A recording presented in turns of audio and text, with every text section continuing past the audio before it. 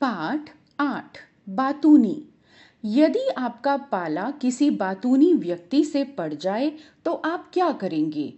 एक बातूनी व्यक्ति ने लेखक का तो जीना ही दूभर कर दिया। इस व्यंग रचना में लेखक ने बातूनी व्यक्तियों पर करारा व्यंग किया है। आदमी सुविधा खोजने में मारा जाता है। उस शाम अगर मैं खुद जाकर लिफाफा पोस्ट ऑफिस में छोड़ देता तो वह कष्ट ना होता जो तभी से भुगत रहा हूँ। उस शाम मुझे एक लिफाफा छोड़ना जरूरी था। मैं बाहर निकला। पोस्ट ऑफिस बंद होने का समय हो रहा था। सामने से एक सज्जन, जिन्हें बाद में मैंने कभी सज्जन नहीं कहा, साइकिल पर जाते दिखे। मैंने उन्हें रोककर आग्रह किया, जरा एक लिफाफा लेकर इस कागज को उसमें रखकर यह पता लिखकर डाक में छोड़ दीजिए। उन्होंने कहा, सहर्ष। बस उनके सहर्ष ने मेरा हर्ष तभी से जो छीना है वह तो आज तक वापस नहीं मिला। दूसरे दिन वे दिख गए तो मैंने पूछा, वह चिट्ठी डाल दी थी? आप बताइए, इसका जवाब ज्यादा से ज्यादा कितना लंबा हो सकता है?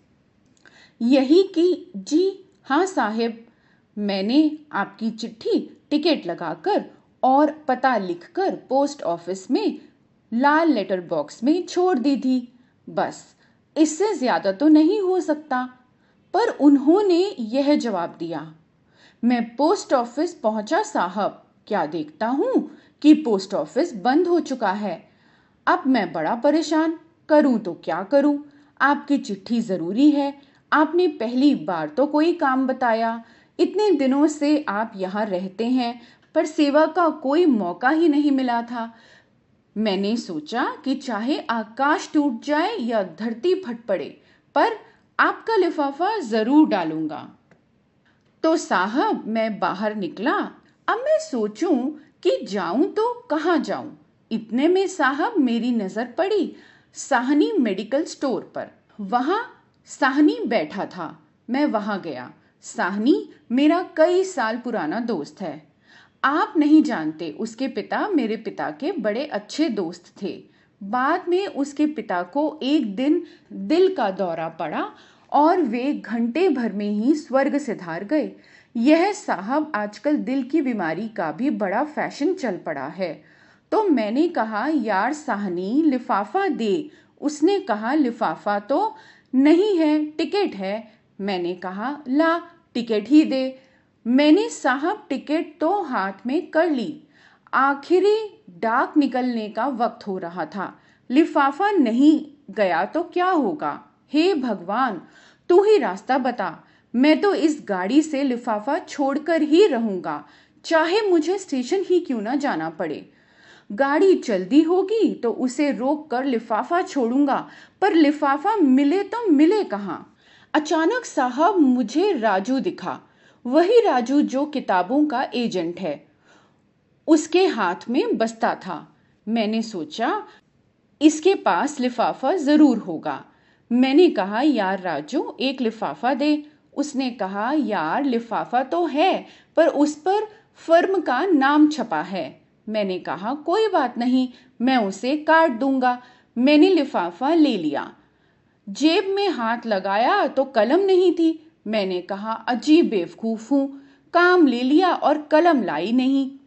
भाग्य से राजू के पास पेन था। मैंने कहा, यार पेन दे, और उसने साहब फौरन निकाल कर दे दिया। राजू में यही बात अच्छी है, उसके पास कोई चीज हो तो फौरन दे देता है। अब मैं कहूं कि काहे पर रख कर लिखूं। मैंने झट से उसका बस्ता लिया, उस पर लिफाफा रखा, उसकी फर्म का नाम काटा और पता लिखा, और साहब मैं भागा पोस्ट ऑफिस की तरफ।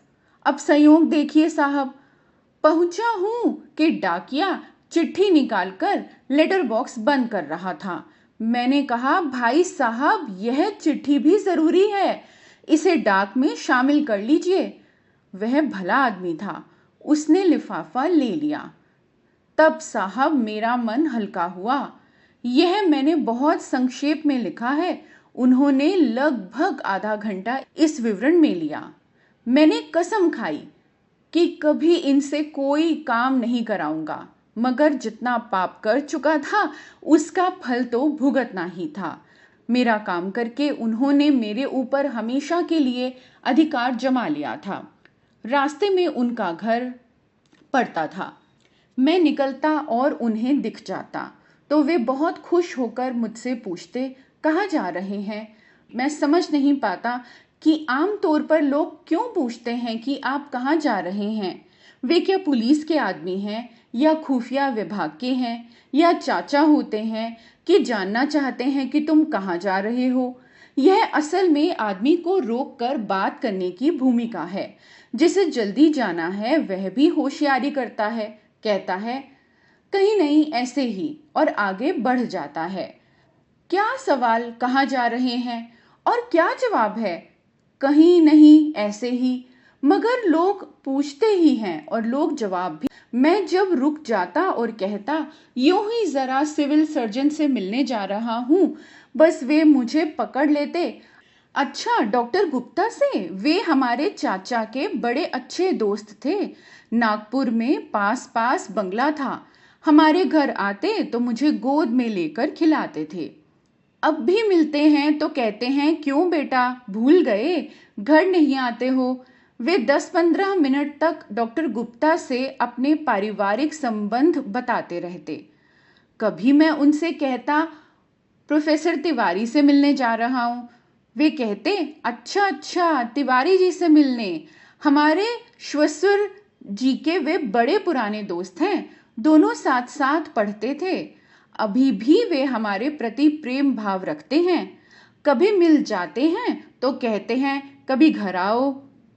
मैं किसी का भी नाम लेता वह उनके चाचा, मामा, श्वसुर या पिता का दोस्त निकल आता और वे 10-15 मिनट तक उसके संबंधों के बारे में बताते।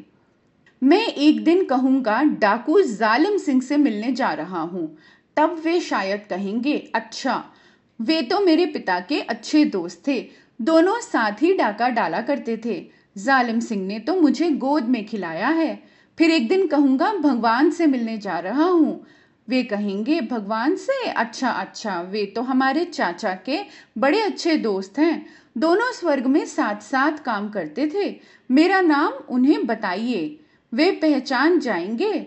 मुझे तो भगवान ने गोद में खिलाया है। अब अपनी यह हालत है कि उस रास्ते को छोड़कर करीब आधा मील का चक्कर लगा कर जाता हूँ। एक दिन वे बाजार में मिल गए, कहने लगे आजकल आप दिखाई नहीं देते। मैंने कहा बाहर निकलता ही नहीं, घर में ही रहता हूँ। उन्होंने कहा अच्छा, तो फिर आपके घर पर ही दर्शन करने आऊँगा। मैं कहकर फंस गया। अगर वे घर पर दर्शन करने आ पहुँचे तो घंटों बैठेंगे। सोच विचार के बाद यह तय किया कि मैं फिर उनके घर के सामने से निकलना शुरू कर दूं, वहीं दर्शन दे दूं ताकि वे घर पर दर्शन करने न आ पहुंचे। उन सज्जन से मुझे डर लगता है। वे मुझे दूर से देखते हैं तो चेहरा खिल उठता है, मैं कांप जाता हूँ। वे घंटे भर से कम में नहीं छोड़ते। उनके चेहरे पर वही भाव होता है जो सुरसा के मुख पर हनुमान को देखकर आया था। सुरसा ने कहा था आज सुरह मोहि दीन्ह आहारा, अर्थात आज देवताओं ने मुझे भोजन दिया। ये सज्जन भी किसी परिचित को देखकर मन ही मन कहते हैं आज सुरह मोहि दीन्ह आहारा। वे पास आकर हाथ पकड़ लेंगे और एक पांव में आपका पांव दबा लेंगे और मुंह मिलाकर घंटे भर बकते जाएंगे।